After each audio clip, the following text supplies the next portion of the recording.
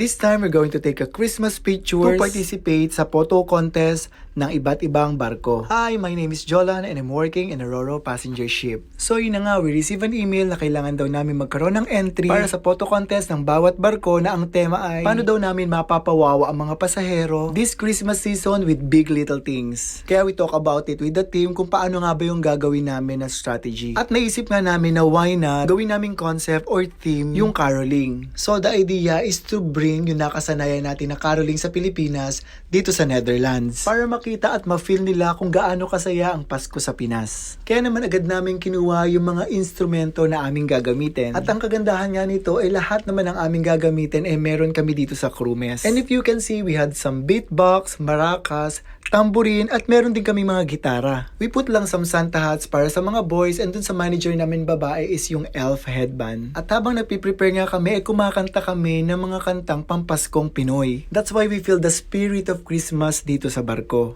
So there you have it, nag-start na nga kami ng pictorial habang kumakanta kami at nangangaroling. Kaya parang namiss ko nga yung kabataan ko, and I hope hindi mawala tong tradition na to up to now. Bringing this tradition dito sa barko ay talaga naman nakaka-proud. Thank you for watching and have a wonderful Christmas everyone.